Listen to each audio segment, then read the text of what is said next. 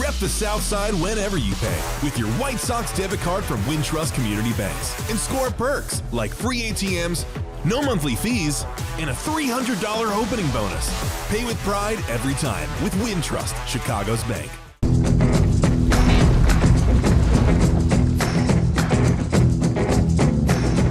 Hey everybody, it's Chuck Garfien. Welcome back to the White Sox Podcast. Brought to you as always by our great friends at Wintrust, Chicago's bank. Show your team pride with the White Sox debit card. Get yours at wintrust.com/Sox. Member FDIC, EHL lender. Okay, on the podcast today, it's the general manager of the White Sox, Chris Getz, back on the podcast to talk about the state of the Sox. We go deep into Colson Montgomery, where he was earlier this season, where he is now.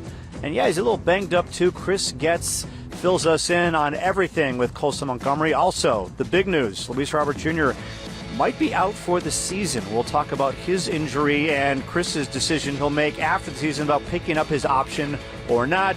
He'll get into Will Venable's first season as manager of the White Sox, where this team is right now, this year versus last year, what we can maybe expect from the White Sox front office in the offseason, and a whole lot more. It is a conversation with Chris Getz here on the White Sox Podcast.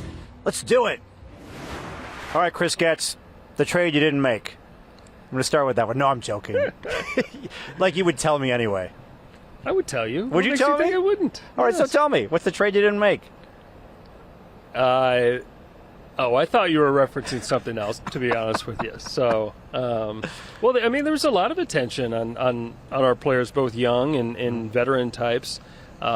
You know, I obviously when you make decisions at the deadline, you know, and so often it's like you're talking about the future. How do we add players to be part of, you know, the long term here? But a factor this year too was also, you know, with some of our young players that are up here, and you know, there's a lot of examples of those players. We wanted to make sure that, you know, we were surrounding them with veteran types that you know, provided stability as we go to the finish line here. So obviously, if there's, you know, opportunity to really, you know, add some value, you know, you've got to, you know, go down that road and make that decision. But a factor this year, very much so, was, you know, we've seen so many positives with some of our young players at the major league level. We're watching them develop in front of our eyes. Let's you know, round this out, support these guys the best that we can. I don't recall a group of rookies coming in and coming to the majors with any team, and all of them, I mean, there's going to be failure, they're going to go through slumps, but all of them contributing, these hitters, all four of them, like this? Well, you know, it you know, starts with the players. I mean, they're talented, and you know, we're able to give them opportunity, and they're taking advantage of it. You know, they're a group that seemingly they feed off of each other. You know, I think they drive each other. They've got respect for each other. They want to win ball games. And you look at what Will puts together on a daily basis when, you know, a pathway to victory. And, you know, we're still going against opponents often that, you know, it's a bit of an uphill battle.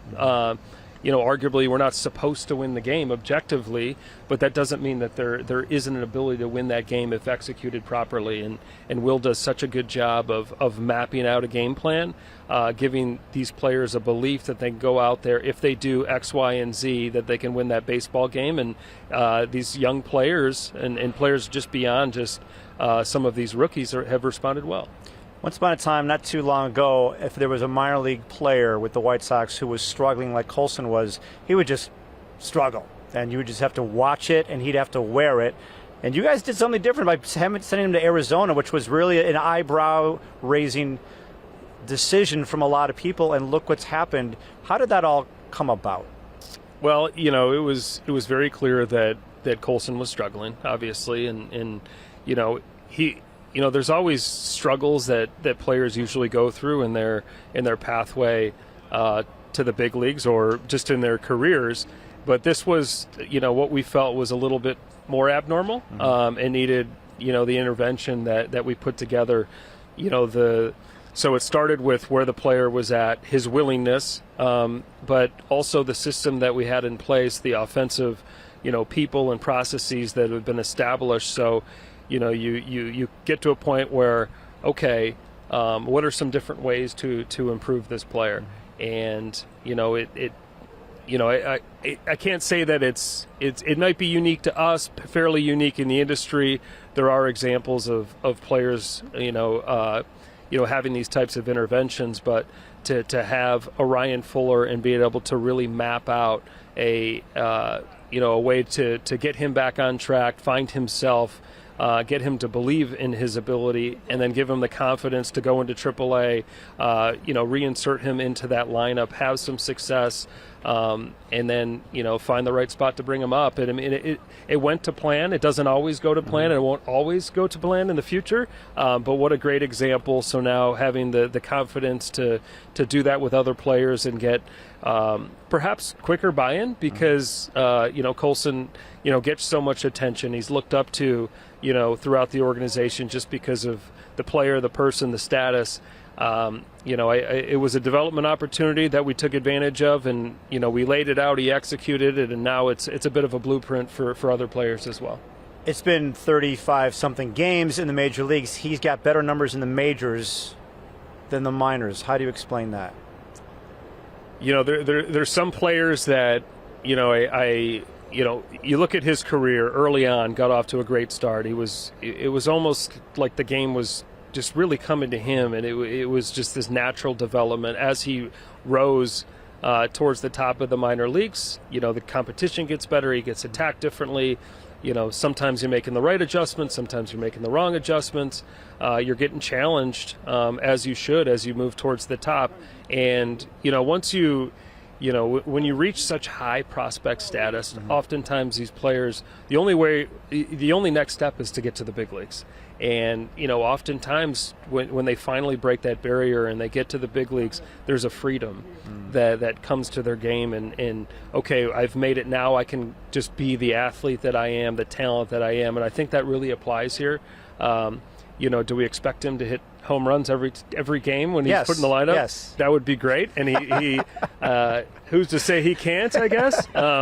But he's a guy that wants to be great. And, with that pursuit to greatness can sometimes come with an extra burden.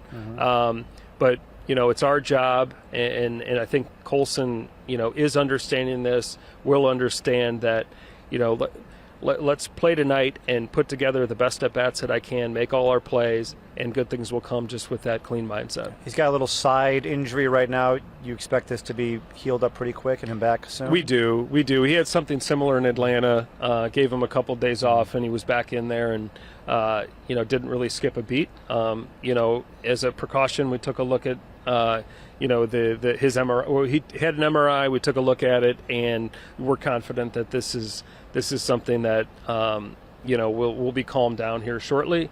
Saw him earlier today, and we'll put him through his exercises, some baseball activity, just get him moved around and see how he responds, and we'll take it from there. I hate to bring up last year, but I only do it for perspective. Where you were last year, at this point, you had already lost 102 games with a month left in the season. Where is this team? Where is this franchise now versus last year at this time? Yeah, we've made, tremendous strides in a lot of different areas. And, there's always when you focus on, infrastructure and the foundation of an organization, there's always a lag to unfortunately, there is a lag at the major league level to really see the results that you would like to see. But in a year's time, and you look at some of the young players that we were talking about earlier, and this, the performances they're putting together, and we're putting together wins against some really good baseball teams. We're winning series against some really good baseball teams. We're competing. Even the games that we're losing, there's certainly a level of urgency to come back and make it a quality baseball game, and really fighting to the end. So, we acknowledge that we still have a ways to go.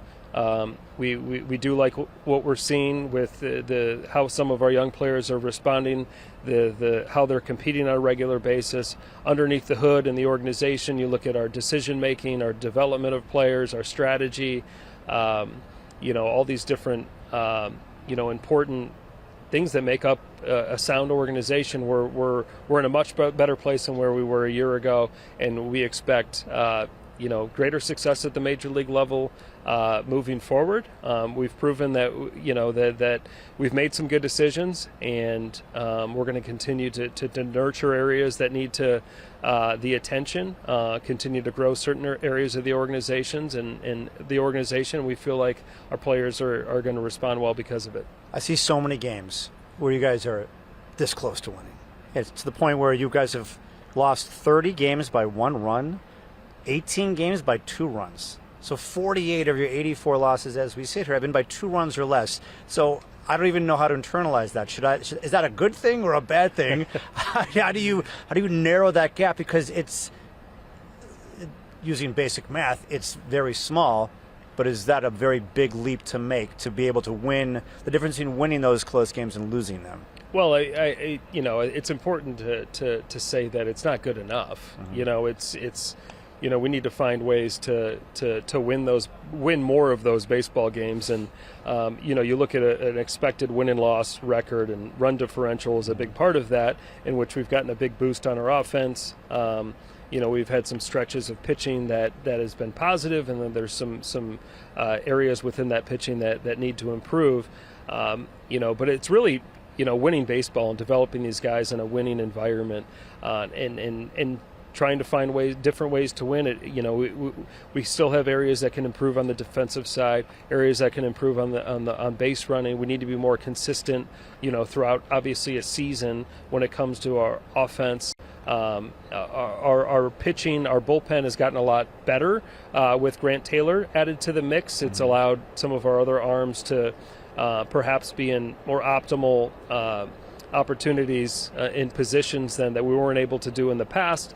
Now, with that being said, there's going to be opportunities, continual development, add players, whether it be in our system or find opportunities, whether it be free agency or trades. So, it's a roster that continues to need to be addressed to improve.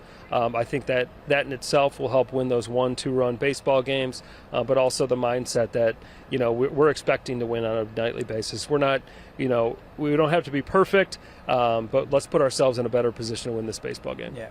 What kind of moves can fans expect to make in the offseason? For you guys to make in the offseason, because they see what's on the field, but they're like, well, what's next? How do we see this White Sox team go to the next level by bringing in reinforcements wherever they might be? Like, where are you guys at right now with that? Well, right now we're focused on, getting through September and continuing to add positives to this group, whether it be on the win column, or continue to develop their skills to be even better major league players. So that's our biggest focus. Are there going to be opportunities in the off season to add to this group? There will be. But most importantly, let's continue to develop these players at the major league level. Where we've got to get a strong understanding of where we are internally with our farm system, players that are knocking on the door that need a little bit more time. And then, the trade market and free agent market will take care of itself. And we're really not going to get a sense until we get to the off season. So, if we feel like there's a right piece here or multiple pieces, we'll entertain that. But most importantly, what's going to continue to move us forward is this young group that we have here, their development at the major league level, and then find the right people and players to support them both on the field and throughout the organization. All right, so we got the news. 𝗻𝗓 Jr., grade 2 hamstring strain. He's out for weeks. He may not be back, right, for the rest of the season? Yeah, unfortunate development. Last night, that first ground ball, you could tell that he just wasn't right going down the line. I know, 𝗬𝗏's very disappointed for I would say obvious reasons. For one, he's had such a solid second half. He's meant so much to this team, especially in this kind of push to push for us to continue to improve. as a major league club, and we feel fortunate to have him. He's super talented. Obviously, he's got a little bit of an injury history that his affected, how often he's been on the field. With that being said, can't deny what he's capable of doing, and we're excited to still have him in a White Sox uniform, and anyone that's watched, certainly the second half can understand why. Does this affect your decision in any way to pick up his option, the injury, or no? It doesn't. It really doesn't. We're committed to Louis Robert, and for the reasons that the impact that he can have on this club. So, you look at the body of work, and although it's only been 110 games versus 160, 162 games. He still had a solid year, and he really didn't start performing at the level that he can till the second half, and that just speaks to the overall talent and the impact that he can have. I was talking to Davis Martin about him, and he said something interesting about how he kind of he can now be himself. He's more himself now with this group than he was with the prior group. Does that make sense to you?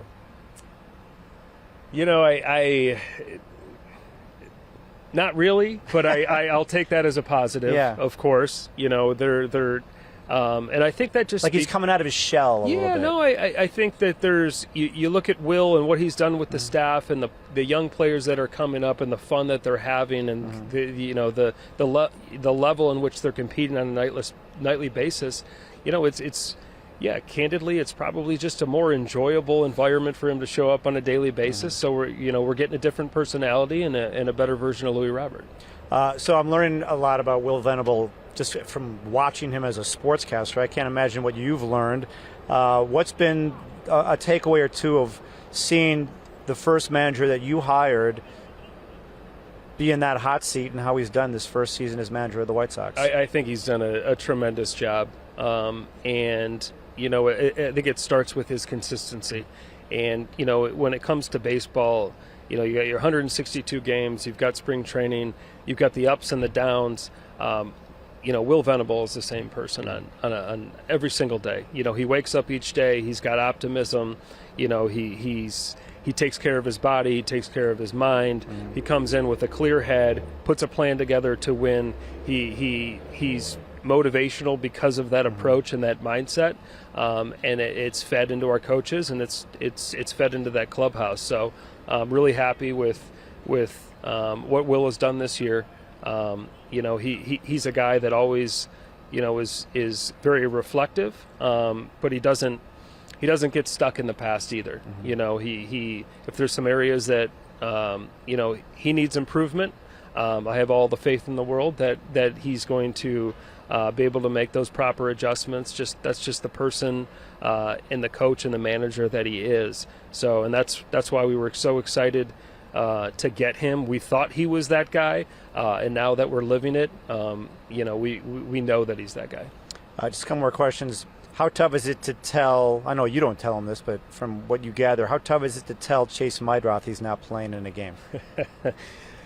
Yeah, I mean, that's a guy that's never happy when he's not in the lineup, and unfortunately, he's got nicked up, in his thumb and his hands, and it may sound silly, but he's a guy that his hands are so good defensively, and both at the plate, pretty much all facets of his game, and so when that's affected.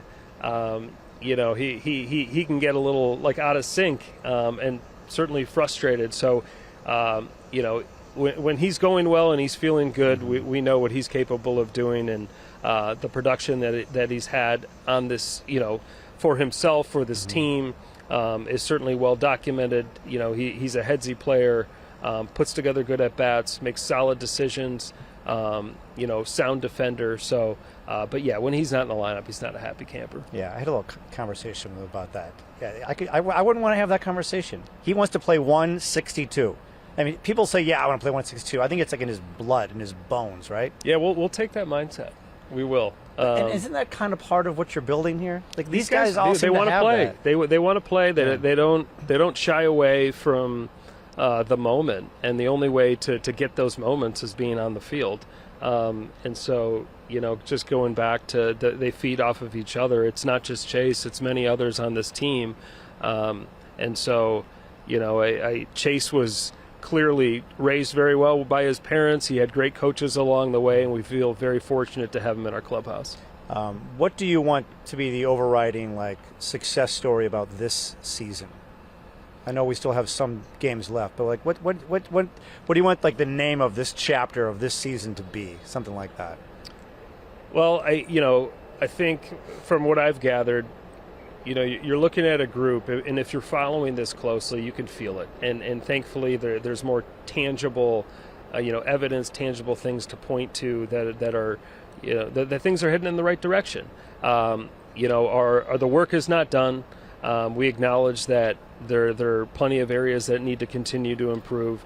We like where we're at currently. We're not happy that, where we are from a win and loss record. Of course not. But we do feel like we're on the right track. We want to finish strong. We want these guys to have tremendous off seasons, to have an even better 2026 season. What Will has done in his leadership role is exactly what we needed, what we need in the future. You look at some of the processes that we have throughout the organization that's going to allow the development, the decision making moving forward, adding players when appropriate. We feel like our we're going to be much more precise and on target. And this group is feeding off of each other. We drive all of each other. We drive each other in the front office. I know Will and the staff, they drive each other, and the players are pushing themselves as well. So culturally, feel like we're in a good spot. These guys are playing hard. They're playing to win. And before you know it, they're going to be playing even better, winning baseball. Okay. Well, this has been fun watching them play this year. It's been a much more enjoyable team to watch. And I feel they're on the right path, and credit to you for all the work you guys are doing behind the scenes. Thank you, Chuck. All right. That's a wrap for this edition of the White Sox Podcast. 𝗏 𝗏𝗀𝗋𝗀, take it away. All right, Chuck, this edition of the White Sox Podcast is over.